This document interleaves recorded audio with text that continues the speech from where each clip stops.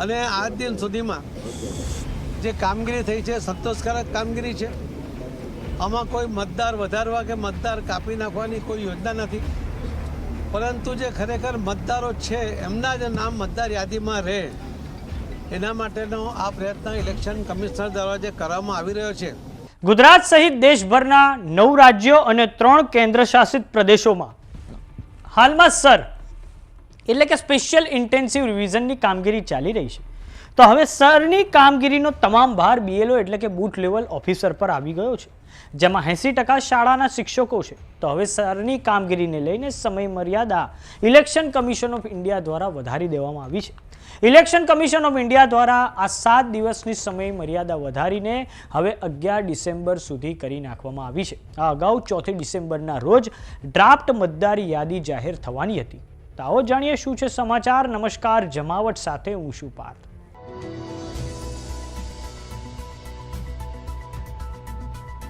ગુજરાત સહિત દેશભરના 9 રાજ્યો અને 3 કેન્દ્રશાસિત પ્રદેશોમાં જે સર એટલે કે સ્પેશિયલ ઇન્ટેન્સિવ રિવિઝનની કામગીરી ચાલી રહી છે તેને લઈને ઇલેક્શન કમિશન ઓફ ઇન્ડિયા દ્વારા સરની કામગીરી માટે સમય મર્યાદામાં વધારો કરવામાં આવ્યો છે। ઇલેક્શન કમિશન ઓફ ઇન્ડિયા દ્વારા આ માટે 7 દિવસની સમય મર્યાદા વધારીને હવે 11મી ડિસેમ્બર કરી નાખવામાં આવી છે। આ અગાઉ 4 ડિસેમ્બરના રોજ ડ્રાફ્ટ મતદાર યાદી જાહેર થવાની હતી। ભારતમાં હાલમાં ઉત્તર પ્રદેશ, અંદમાન નિકોબાર, છત્તીસગઢ, ગોવા, કેરળ, ગુજરાત, લક્ષદ્વીપ, મધ્યપ્રદેશ, પુદુચેરી, રાજસ્થાન, તમિલનાડુ અને પશ્ચિમ બંગાળમાં સરની કામગીરી ચાલી રહી છે, જેમાં બીએલઓ એટલે કે બૂથ લેવલ ઓફિસર મોટા ભાગના શિક્ષકો છે।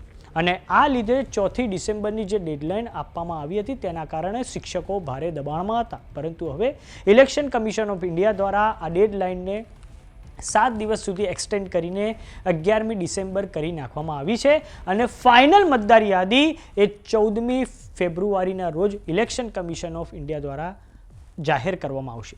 કેટલીક જગ્યાએ એ પણ સમાચાર સામે આવ્યા છે કે શિક્ષકો પોતાનું જીવન ટૂંકાવી લે છે, તો કેટલીક જગ્યાએ કામના દબાણને લઈને શિક્ષકોને એટેક આવી જાય છે, કેમ કે ઇલેક્શન કમિશન ઓફ ઇન્ડિયા દ્વારા બીએલઓને માત્ર 1 મહિનાનો સમય આપવામાં આવ્યો છે, જેના કારણે તેમની પર ખૂબ વધારે ભારણ આવી ગયું છે। ઘણી જગ્યાએ શિક્ષકો કહી રહ્યા છે કે આ સમયગાળો ખૂબ ઓછો છે, પરંતુ હવે ઇલેક્શન કમિશન ઓફ ઇન્ડિયા દ્વારા ડેડલાઇનને એક્સટેન્ડ કરીને 11મી ડિસેમ્બર કરી નાખવામાં આવી છે।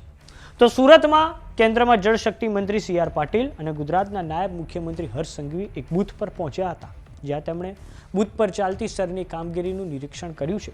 આ પછી કેન્દ્રમાં જળશક્તિ મંત્રી CR પાટીલે મીડિયા સમક્ષ બીએલઓ વિશે નિવેદન આપતા કહ્યું છે કે સરની કામગીરીને લઈને જે અધિકારીઓ અને કાર્યકર્તાઓ મહેનત કરી રહ્યા છે તેમને હું અભિનંદન આપું છું। ટેકનિકલ એરર આવવાના કારણે મતદાર દિવસ દરમિયાન કામ પર ગયો હોય ત્યારે અને પુરાવા મેળવવામાં મુશ્કેલી પડતી હોય છતાં ખંત સાથે બીએલઓ મહેનત કરી રહ્યા છે, તેવા તમામ બીએલઓને હું હવે અભિનંદન પાઠવું છું। તો આ સાંભળો કેન્દ્રમાં જળશક્તિ મંત્રી CR પાટીલે બીએલઓની કામગીરીને લઈને શું પ્રતિક્રિયા આપી છે।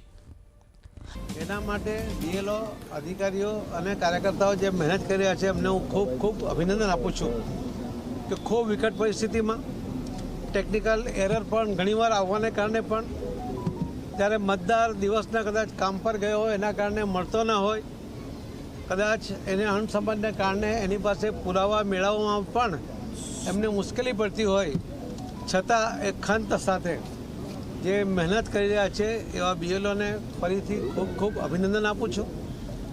અને આજ દિન સુધીમાં જે કામગીરી થઈ છે સંતોષકારક કામગીરી છે।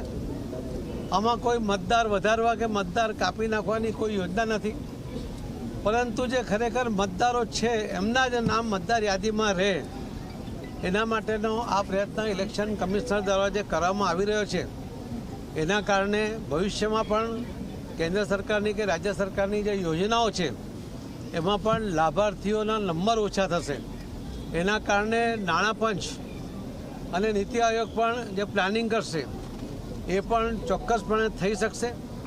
આજે ખૂબ મોટા પ્રમાણમાં વસ્તી હોવાને કારણે, બતાવતા હોવાને કારણે, એકથી વધુ જગ્યા નામ હોવાને કારણે બિનજરૂરી મલ્ટિપલ સંખ્યામાં મતદારો દેખાય છે ને એના કારણે એમની જે ગણતરી હોય છે ખોટી પડે છે, પરંતુ આમાં ચોક્કસપણે જે પ્લાનિંગ કરી શકશે એનો ખૂબ મોટો ફાયદો દેશને ઉન્નતિના શિખરે લઈ જવા માટેના માનનીય પ્રધાનમંત્રી શ્રી નરેન્દ્ર મોદી સાહેબનો જે પ્રયત્ન છે એ પ્રયત્ન સફળ થશે એવો મને વિશ્વાસ છે। આમાં સૌ મતદાર ભાઈ બહેનો પણ પોતે પોતાનું નામ મતદાર યાદીમાં હોય એ ચેક કરી લે, ન હોય તો નોંધાવી લે. એકથી વધુ જગ્યાએ કદાચ રહી ગયો હોય, લગ્ન પહેલાંનું હોય, લગ્ન પછીનું હોય, ટ્રાન્સફરને કારણે હોય કે અન્ય કારણોસર જો એકથી વધુ જગ્યાએ હોય તો એ નામ પણ એક જ જગ્યાએ રાખવા માટે એ પ્રયત્ન કરી લે, તો એના કારણે પણ દેશને ખૂબ મોટો ફાયદો થવાનો છે. હું ફરીથી ઇલેક્શન કમિશનને ખૂબ ખૂબ અભિનંદન આપું છું કે એમના અધિકારીઓ, એમના કર્મચારીઓ અને રાજ્ય સરકારના પણ અધિકારીઓ અને BLO સુધી સતત ખૂબ મહેનત કરીને જે આ કામ કરી રહ્યા છે, આ દેશને પ્રગતિના પંથે લઈ જવા માટે એક ખૂબ મોટું કામ થઈ રહ્યું છે. સૌ કાર્યકર્તાઓને પણ અભિનંદન આપું છું કે એ પણ BLO સાથે રહીને એમને પૂરક બનવાનો પ્રયત્ન કરે છે, એમને મદદ કરવાનો પ્રયત્ન કરે છે, કેમ કે આ એક દેશહિતનું કામ છે અને એ દેશહિતનું કામ દરેકે કરવું જ જોઈએ એવો મારો બધાને વિનંતી પણ છે, આગ્રહ પણ છે. ખૂબ ખૂબ ધન્યવાદ. સર, મતદાતાઓને શું કહેશો સર? કહી દીધું મતદાતા. રાજસ્થાનમાં આ સ્પેશિયલ ઇન્ટેન્સિવ રિવિઝન એટલે કે ખાસ સઘન ચકાસણીના કારણે 45 વર્ષ પછી ગુમ થયેલા પુત્રનું માતા સાથે મિલન થયું છે. આ કિસ્સો રાજસ્થાનના ભીલવાડામાંથી સામે આવ્યો છે.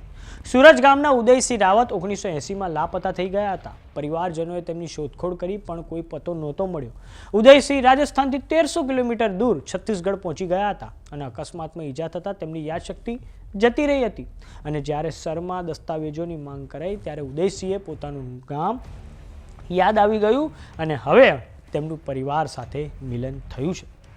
તો હવે ઇલેક્શન કમિશન ઓફ ઇન્ડિયા દ્વારા જે 4 ડિસેમ્બરની ડેડલાઇન હતી તેને 7 દિવસ એક્સટેન્ડ કરીને 11મી ડિસેમ્બર કરી દેવામાં આવી છે અને જેના કારણે હવે બૂથ લેવલ ઓફિસર કે જેમાં મોટા ભાગના શિક્ષકો છે તેમની પર કામનું જે ભારણ છે તેમાં ઘટાડો થઈ શકે છે અને સાથે જ ફાઇનલ મતદાર યાદીનો ડ્રાફ્ટ 14મી ફેબ્રુઆરીના રોજ ઇલેક્શન કમિશન ઓફ ઇન્ડિયા દ્વારા જાહેર કરવામાં આવશે.